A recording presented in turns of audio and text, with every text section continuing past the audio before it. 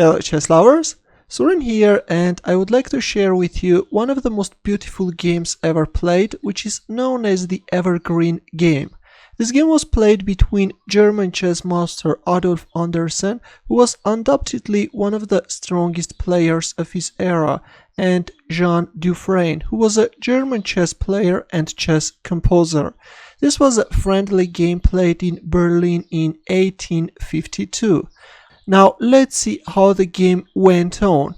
Anderssen had white pieces and he started with e4, e5 by Dufresne, knight f3, knight c6, bishop c4, we see the Italian game, and b4, white goes for this hyper-aggressive Evans gambit. By sacrificing a pawn, white gains an advantage in development and gets quick attacking chances. Bishop takes b4, c3, bishop a5, d4, and it takes d4. Nowadays d6 is more popular move, but in the game we see it takes d4. White castles kingside and d3. Black attempts to slow down white's rapid development by depriving the queen knight of its preferred c3 square and forcing white to spend a tempo capturing the pawn. Instead of playing d3, knight e7 or knight f6 are better alternatives, but in the game we see d3. Here comes queen b3, immediately white targets the pawn on f7. A very standard idea in Evans gambit. Now white will also bring the bishop on this a3 f8 diagonal. Queen f6 and e5. White is using the fact that the pawn on e5 square is untouchable. Queen g6. But let's have a quick look. What if knight takes e5?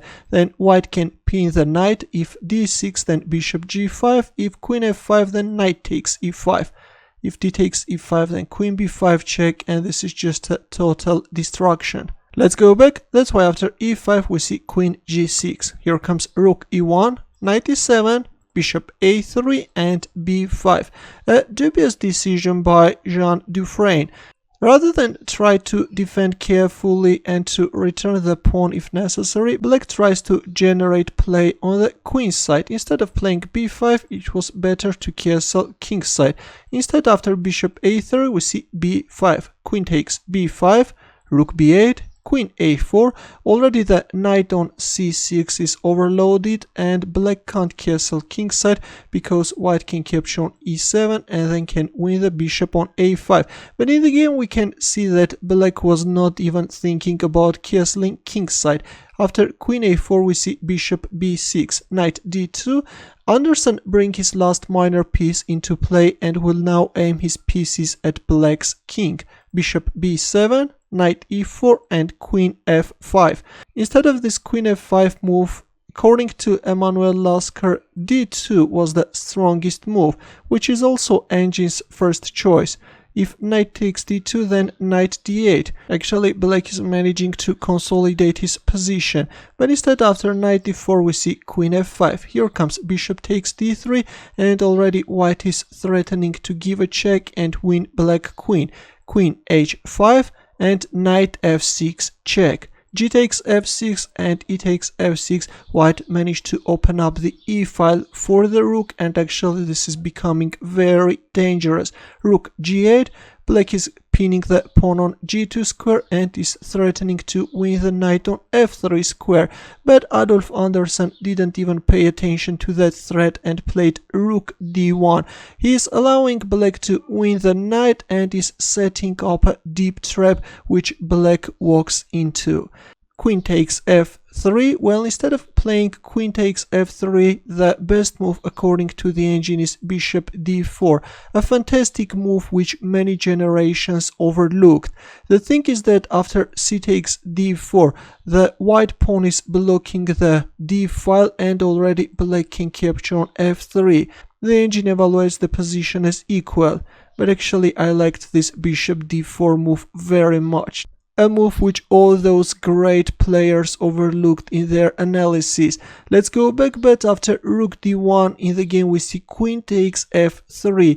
Now comes rook takes e7, a dazzling rook sacrifice. White is giving black no chance. Knight takes e7. Another proof that chess masterpieces require the generous cooperation of the loser.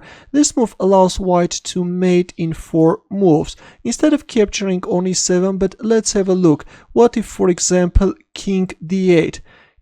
King f8 is not good because of this rook e3 discovered check and black is losing his queen. But let's see, what if after rook takes e7, black plays king d8? Then white can go for this beautiful rook sacrifice on d7. Now if king takes d7, then white can play bishop f5 check. If king e8, then bishop d7 check.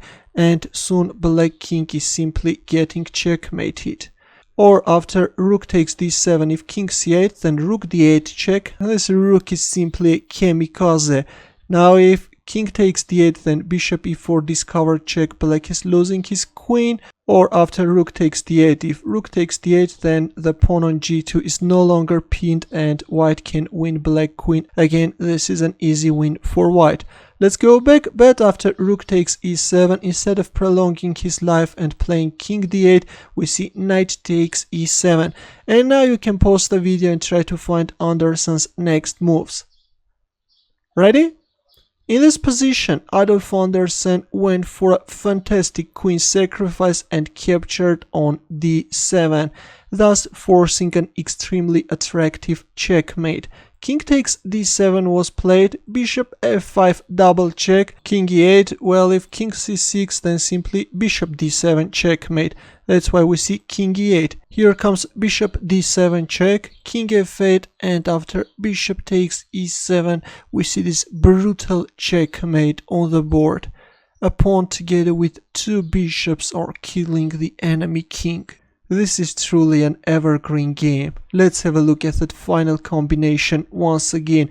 White sacrifices the queen, then the bishop is coming, and then bishop d7 check followed by bishop takes e7 checkmate. Thanks for watching. I hope that you enjoyed this brilliant game. If you have any questions, don't hesitate to leave your comments, and for more games, don't forget to subscribe to my channel. I will see you in the next video.